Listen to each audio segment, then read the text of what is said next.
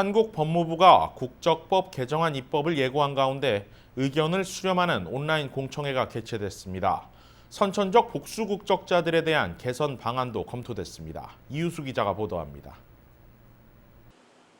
이번 공청회는 지난해 9월 헌법재판소가 내린 선천적 복수국적 헌법 불합치 판결에 따른 것입니다.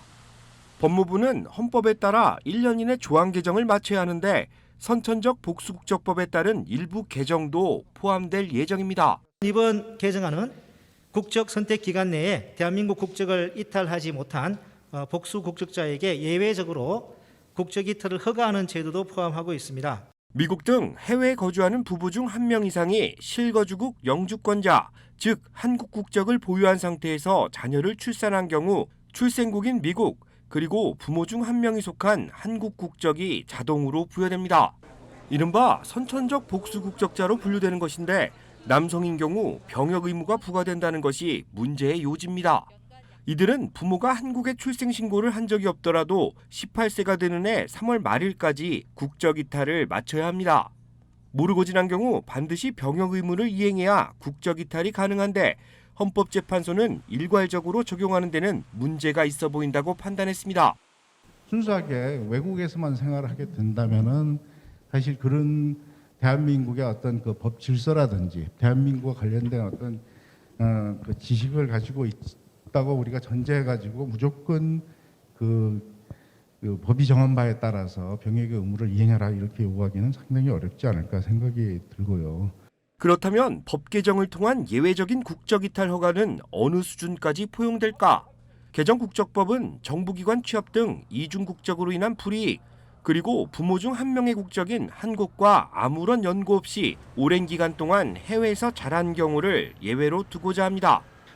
개정안은 국적 이탈 허가의 요건을 직업 선택이 심각하게 제한되는 등 중대한 불이익이 예상되는 경우일 것을 하나의 큰 요건으로 하고 있고요. 나머지 두 번째 요건에 대해서는 세 가지 중에 하나만 해당이 되면 된다고 합니다.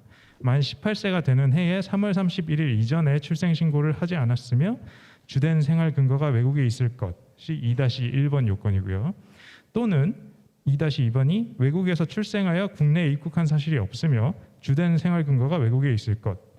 또는 2-3번 그 밖에 그에 준하는 사유로 만 18세가 되는 해 3월 31일 이전에 국적 이탈 신고를 하지 못한 데 대해서 사회통념상 본인에게 책임을 묻기 어려울 것, 이렇게 세 가지를 규정을 하고 있습니다.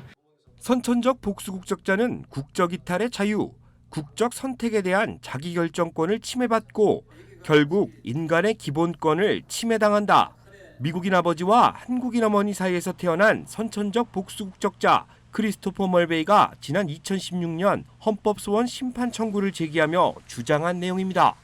지난해 헌법재판소가 7대2 의견으로 헌법 불일치 결정을 내렸던 만큼 향후 개정에는 이들에 대한 예외 규정이 어느 정도 허용될 것으로 보입니다. 이 공청회를 위해서 미국 여러 곳에 있는 지인들 또 특히 언론인들을 통해서 이 오늘 공청회에 대한 의견을 묻는 과정에서 수렴한 내용들입니다. 근데 대부분 우리 미주동포들이 이 선천적 국적법에 대해서는 솔직히 화가 많이 나 있고.